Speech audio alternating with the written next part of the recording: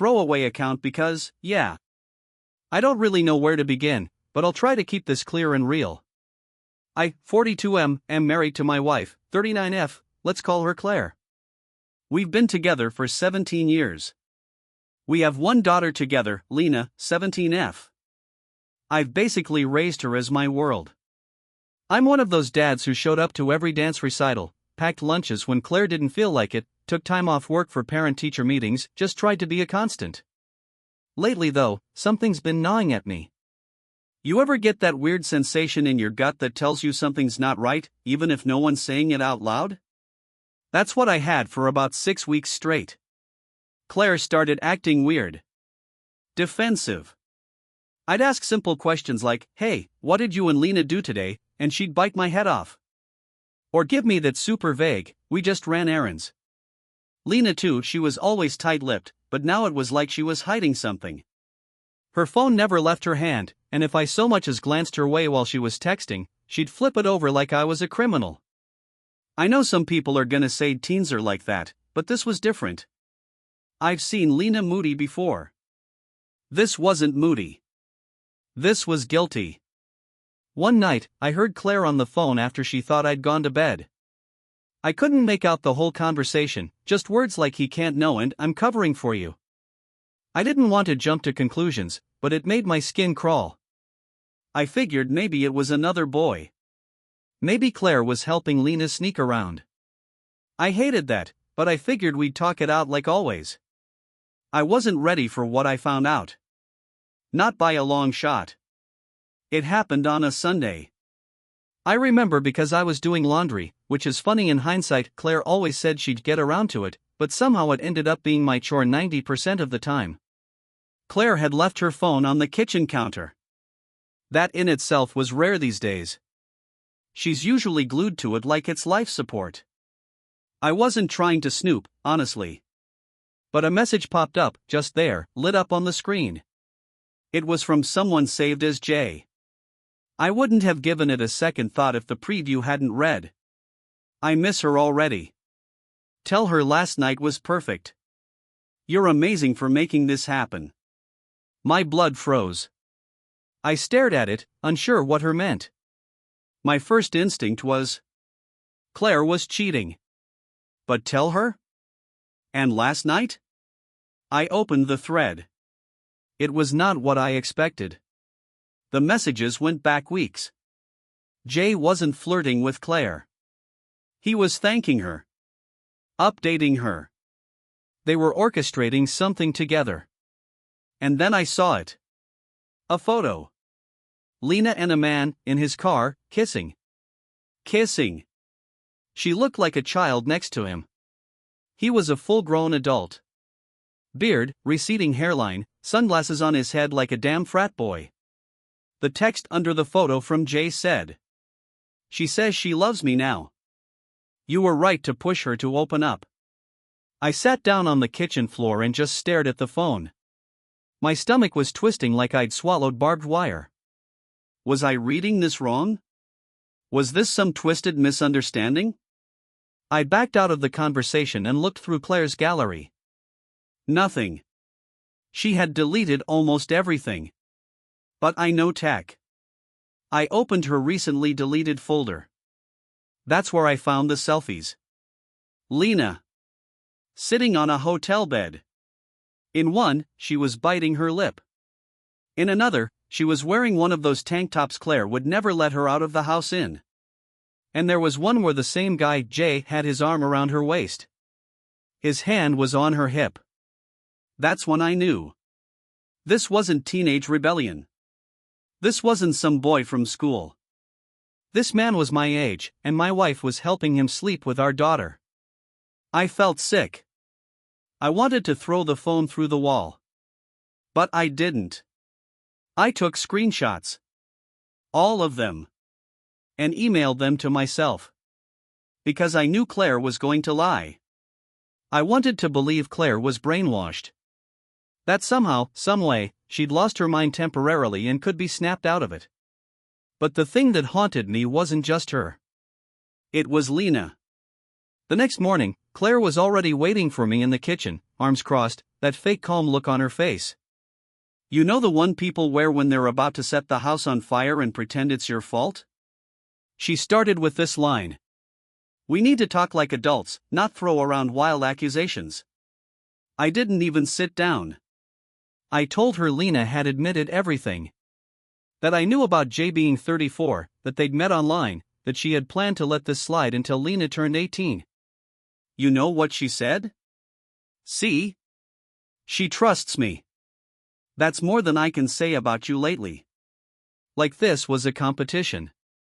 Like her helping our daughter get into an illegal relationship made her the good parent. I was speechless. Then she dropped this bomb. Jay and I never planned anything. He just happened. He's a good guy. I was being a buffer. Making sure Lena didn't get hurt. A buffer? I asked her if Lena had ever been alone with him. She hesitated just long enough to answer the question. Only once or twice. But I always knew where she was. I asked, was it a hotel? Her face twitched. That was enough. Then the second bomb. And anyway, it's not like I didn't know what you were doing last year. I blinked. What? With that intern. Natalie. Don't act like you're so pure. That one hit me sideways. Natalie was a 22-year-old who worked in my office last summer. I trained her for 3 weeks and barely spoke to her outside of project meetings. I had no relationship with her. Claire had clearly been waiting to throw this lie at me the moment she got cornered. Classic deflection. Create a new fire so the original one gets forgotten. I asked her for proof. She said she felt it. Said, you were always texting. Coming home late. Laughing at your phone. I'm not stupid. So just to summarize, she helped a grown man sleep with our daughter, and I'm the bad guy because I answered emails after 7 p.m. That's when I realized there wasn't going to be an apology. There wasn't going to be remorse. Claire had rewritten the script in her head, and in her version, she was the misunderstood mother just trying to protect her daughter from controlling men like me. And I was done playing in her little theater. How much of this was her choice? How much was Claire's influence? And how much was this guy Jay grooming her behind the scenes? That night, I sat Lena down. I didn't show her the screenshots yet, but I told her, calmly, that I knew about Jay. That I knew he was an adult, and I knew they were involved. She didn't deny it. She didn't cry. She didn't panic. She just looked at me, like I was the one being unreasonable. We love each other, she said, matter-of-factly. Mom understands. Why can't you? That mom understands felt like a shotgun blast to the chest. I asked her how old he was. She said 34. I asked how they met. She paused and said, online. I said, Lena. You're 17. This is not okay. This man is using you. He's breaking the law. She fired back. No. You don't know him. You're just mad because I didn't tell you. I wanted to. Mom told me to wait until I turned 18 so you couldn't freak out and ruin everything. I could feel the rage bubbling under my skin. Claire had planned this. She was buying time. Letting this predator hover over our daughter like a vulture, and justifying it by saying Lena would be legal soon. I told Lena the truth. He's not with you because he loves you. He's with you because you're young and vulnerable. That's what men like him do. And your mother, Jesus Christ, Lena, she's failing you in the worst way. She got up and left the room. Didn't slam the door. Didn't yell. She just said, you're going to ruin everything, just like Mom said. That was the moment I realized I wasn't fighting just a predator.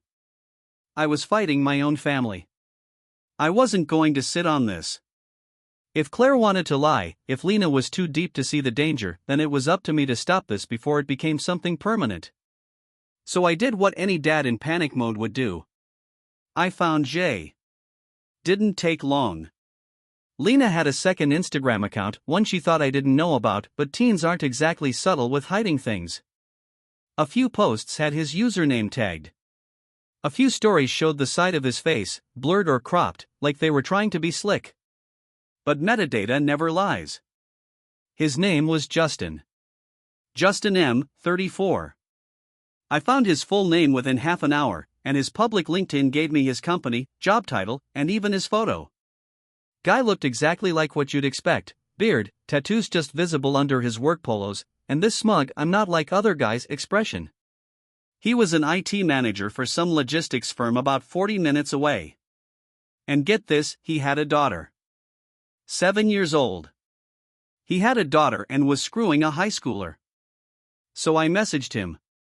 Calm, clear, to the point. This is Lena's father. I know everything. I know your age. I know what you've done. You're going to end this. Now. If you don't, the police and your employer will be hearing from me by tomorrow. He didn't reply. Instead, I got a text from Claire, 20 minutes later. You had no right. You're going to make this worse for Lena. So yeah. He ran to Claire. And she backed him. I was furious. My hands were shaking. But instead of exploding, I gathered everything: screenshots, timestamps, his social profiles, even old posts from Lena that proved they'd been in contact while she was still underage. And then I made 2 calls. A lawyer. A detective I knew from my university days who now worked in the county special victims unit. By the end of the day, an investigation had been opened. I didn't tell Claire. I didn't tell Lena. I wanted the truth to drop like a brick on both of them. It didn't take long. 2 days later, Claire barged into my office, red-faced and practically frothing. She didn't even knock. You went to the cops? I didn't answer. She already knew. She threw a folder at me: Lena's phone records. Printouts. I guess she thought it made her look like she was involved in some noble defense strategy. They showed up at Jay's work. His boss saw. His ex-wife is threatening to take his daughter full-time now. You've ruined his life. I stood up, calm but firm. No. He ruined his own life when he decided to prey on a minor. She scoffed. Actually scoffed. You're so dramatic. You always blow things out of proportion. You just want to punish people. I said, Claire, if this were anyone else's daughter, would you be saying that? She didn't answer. Just picked up the papers, muttered something like, "This is why Lena doesn't talk to you," and stormed off. But here's the twist I didn't see coming: Lena did talk to me that night. I came home late, still half shaking from everything, expecting silence. But she was sitting on the porch, hoodie up, hands clenched together. She looked at me like a kid again. Not like the cold, defensive girl I'd seen the past few weeks. Is he going to jail? She asked. I sat down next to her. That depends. On the evidence. On whether they press charges. On what he admits to. She didn't cry. But her voice cracked. I didn't think it was wrong. I thought I was in love. Mom said people wouldn't get it, but that we were different. That hit me hard. This wasn't a rebellious teen making trouble. This was a kid fed a fantasy by 2 adults who should have protected her. I said, "You're not stupid, Lena. But you were lied to. Groomed. You've been treated like someone's secret instead of someone's daughter." And then she asked something I wasn't ready for. Did Mom know they slept together? I didn't answer at first. Because the truth was I didn't know. But now I had a feeling. And it scared the hell out of me. I couldn't sleep that night. Not because of Justin. Not even because of Lena. But because of that question she asked me. Did Mom know they slept together? It wouldn't leave my head. The way she asked it, it wasn't accusatory. It wasn't speculative. It was almost confirming something. like she already suspected. So the next morning, I did what I hadn't done in months. I opened Claire's laptop.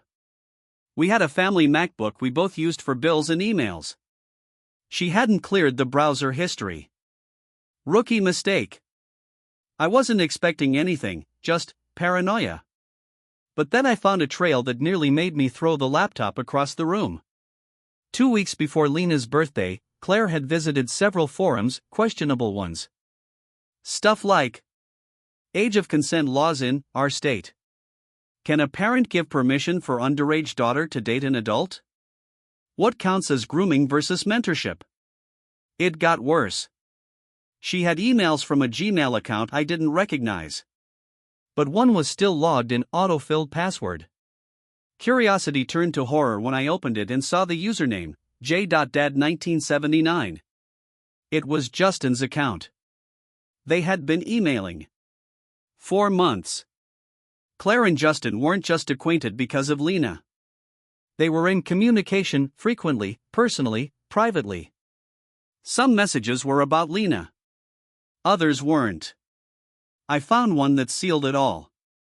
Subject line, she's asking questions. Date, 3 days before Lena asked me about the police.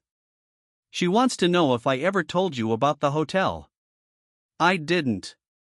She's starting to doubt things. Maybe give her space until it blows over. And Claire's reply? I told you this would happen if you pushed too hard. You have to make her feel like she's still in control. She'll come back. Just wait. I sat there with my mouth open. Cold sweat on my neck. My heart pounding so hard I couldn't hear the fridge humming anymore. Claire knew. Claire helped. She was coaching him. My wife was an accomplice to grooming our daughter. I took screenshots of everything. Backed up the emails. Downloaded the full browser history. And then I made a second appointment with the detective. This wasn't just a he said, she said anymore. This was evidence. By now, I didn't care about keeping the family together. I didn't care about Claire's reputation or Lena's misplaced loyalty. This wasn't about parenting differences or teen rebellion. This was a crime, and my wife was enabling it. I walked into the station with a thumb drive in my pocket, a folder full of printouts, and a level of cold clarity I hadn't felt since this nightmare started. Detective Ramirez met me in a private room. I handed her everything. She spent 30 minutes going through the screenshots in silence. When she looked up, her expression had changed, no more polite professionalism. She looked furious. You said the wife was defending him, but this? This is coordinated. I asked her what would happen next. She told me this was now a conspiracy investigation. If Claire had knowingly aided or encouraged contact between an adult and a minor, especially if she had misled or manipulated Lena into complying, it could mean felony charges. I signed the forms to hand over the devices and authorized access to our shared family cloud account. Then I drove home. Claire was sitting at the kitchen table like nothing had happened. Cup of tea. Phone face up. I stood in the doorway and said, "They're coming for you too now." She looked up. Blinked. For a moment, just a second, her mask cracked. I saw fear. Real fear. But then it was gone. She stood, crossed her arms. You just destroyed your daughter's life because of your ego. I laughed. Honestly. Because at that point, it was so absurd it didn't even sting anymore. No, Claire. You did. When you started playing therapist/matchmaker to a 34-year-old creep who wanted to get into our daughter's pants. She said nothing. No denial. No apology. Just stared at me like I was the villain in her story. I packed a bag. Grabbed some essentials. Told Lena I was staying at a hotel and that she could come with me if she wanted. She didn't. But she hugged me. And whispered, "Thank you." I checked into a bland chain hotel with stale carpet and a flickering hallway light. Not glamorous, but I slept for 8 hours straight for the first time in weeks. No lying wife. No silent daughter. No pretending. The next day, my phone blew up. First it was Claire, texts ranging from gaslighting garbage. You overreacted. She's 16, not 6. You've always been controlling. Then came the shift in tone. We can still fix this. You're destroying our family over your pride. Don't let this go public. Think of Lena's future. Then it escalated to threats. If you don't back off, I'll tell them you were abusive. You'll never see Lena again. Yeah. That one set me off. I responded once, and only once. Already reported the emails. The drive is in the detective's hands. Stop contacting me unless it's through a lawyer. Then came Lena's messages. These were harder. Dad, Mom's freaking out. I don't know what to do. She says you're lying to the police. She said you're trying to make me look crazy. I reassured her I wasn't mad at her, that I loved her, and that none of this was her fault. But I also told her that the police were going to want to talk to her again, this time about her mom. She didn't reply for hours. When she did, she said. I think I believed her because it was easier than admitting I was being used. That broke me. I cried in that stupid hotel room, alone, like a grown man sobbing into a pillow while CNN played muted on the TV. She had finally seen it. The web Claire spun. The manipulation. The betrayal. Not just by the predator who crossed a line, but by her own mother, who held the door open for him. That night, Detective Ramirez called. They had subpoenaed the full thread of emails between Claire and Justin. There were references to hotels, meeting spots, gift purchases, and instructions on what not to text Lena so it wouldn't get flagged by your crazy dad. Ramirez said, "This is more than just enabling. Your wife obstructed the investigation." And she coached him. Charges were being prepared. For both of them. I hung up and just sat there, staring out the window at the freeway. Wondering how the hell my life turned into something that wouldn't even get greenlit as a TV drama because it had seemed too far-fetched. But it was happening. All of it. And the illusion Claire spent years maintaining? It was shattering piece by piece. After that call, I realized something important. I was no longer just fighting for justice or my daughter's safety, I was fighting for my own sanity. This whole nightmare had sucked me dry emotionally, physically, and mentally. I started seeing a therapist. Didn't tell Claire or Lena right away. I needed a safe place to vent, to process the chaos, and to figure out who I even was anymore after everything fell apart. Therapy helped me unpack all the emotions, the anger at Claire's lies, the heartbreak over Lena's innocence lost, and the overwhelming guilt I carried for not seeing the signs sooner. Lena started coming around too. She called me one afternoon after school, voice shaky but steady. Dad, can we talk? I'm done pretending with Mom. I don't want to be her pawn anymore. That was a huge moment. For the first time, she wasn't hiding behind excuses or guilt. She was choosing me. We talked for hours that night. About everything, her confusion, her pain, her hope that maybe one day things could get better. I promised her I'd always be there. Meanwhile, the police were moving fast. Claire's lawyer reached out to me not to negotiate peace, but to intimidate. They threatened custody battles, character assassination, the whole 9 yards. But I wasn't scared anymore. I had facts. I had the truth. And for the first time, I had support.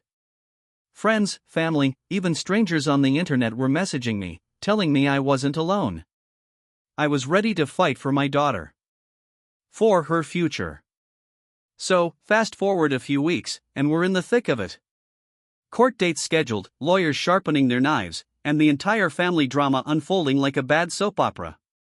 Claire showed up looking like she'd swallowed a lemon, fake smiles, icy stares, but she still tried her usual manipulative tricks.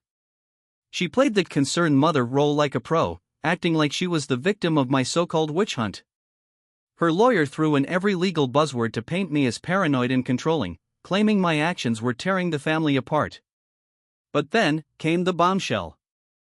Lena's testimony. The judge had agreed to hear from her alone, with a counselor present. She spoke quietly at first, but then with a fierce honesty that stunned everyone in the courtroom. She talked about the lies, the pressure, and the confusion she felt caught between her parents. She confirmed that Claire knew about the affair and even helped cover for Justin. The room went dead silent. Claire's face drained of color. The judge didn't mince words. He granted me temporary full custody and ordered Claire to stay away from Lena and Justin during the investigation. It was the first real win in months. But the emotional cost? Crushing. Because even with the court on my side, the daughter I loved was hurting. And my wife, well, she was a stranger now. Someone I once shared a life with but now barely recognized. Back at home, the silence was deafening. The house felt like a ghost ship, empty rooms, cold air, no more laughter or normal family noise. Lena stayed with me full-time now, but the wounds ran deep. She was quiet, distant, struggling to trust anyone, especially her mother. Claire, meanwhile, was spinning a whole new narrative to anyone who'd listen, claiming I was alienating Lena, that I was trying to turn her against her mother, and that this was all some elaborate vendetta. The worst was how people started taking sides. Friends divided. Family drama exploded. Some refused to believe Claire could do something so monstrous, others looked at me with pity or skepticism. I felt crushed by it all. It's one thing to fight your wife in court, but to feel alone in the court of public opinion? That hurt like nothing else. But Lena? She was my anchor. Her quiet strength kept me going. One night, she looked me dead in the eyes and said, "Dad, I know you're not perfect. But you're the only one who's really here." That hit me like a freight train. It wasn't just about winning legal battles or exposing lies anymore. It was about rebuilding something, even if it was just the two of us. By this point, life felt like a war zone, but somehow Lena and I were holding the line together. We started seeing a family therapist, not the one Claire recommended. Yeah, I'm not that stupid, someone neutral who understood trauma and betrayal. Lena opened up little by little, and for the first time, I saw sparks of hope. She wasn't just surviving, she was starting to heal. And I was learning to be the dad she needed, not the one I thought I was supposed to be. Claire? She vanished from our lives, at least physically. The court ordered supervised visitation, but Lena refused to see her. Claire's texts became sporadic, angry, desperate, but I didn't respond. My priority was Lena's safety and peace of mind. One unexpected twist? Justin was arrested shortly after the investigation. The evidence was damning, thanks in no small part to Claire's own emails. He's now facing charges for statutory offenses. It's surreal. The man who tried to hide behind a smile and a mentor label is finally getting what's coming. Me? I'm still picking up the pieces, rebuilding trust, repairing the damage, and figuring out how to move forward with a broken family. But one thing's for sure, I'm not letting anyone hurt Lena again. Looking back, I still can't believe how much my life changed in such a short time. The betrayal, the lies, the chaos, it all hit me like a freight train. What hurt the most wasn't just Claire's affair or the fact she covered for that predator. It was the loss of trust. The shattering of what I thought was a stable family. It was realizing the people closest to you can sometimes be the ones who hurt you the worst. But here's what I've learned. Trust your gut. When something feels off, don't brush it aside. Dig deeper. Don't be afraid to ask for help. Therapy saved me and Lena. We needed an outside perspective to heal. Documentation is your friend. Keep records if you suspect anything illegal or harmful. It can be a lifeline later. Protect your kids fiercely. No matter what drama unfolds, their safety comes first. Don't let guilt paralyze you. I spent months blaming myself for not seeing the signs. It's a trap, focus on moving forward. You're not alone. Reach out to communities, friends, anyone who'll listen. This kind of betrayal can isolate you, but it doesn't have to. I'm still healing. So is Lena. Claire is out of our lives, hopefully for good. The road ahead isn't perfect or easy, but we'll take it one day at a time. If you're reading this because you're going through something similar, know this: it can get better. Stay strong. Protect your family. And don't be afraid to fight for what's right. Thanks for reading. Throwaway Dad 87.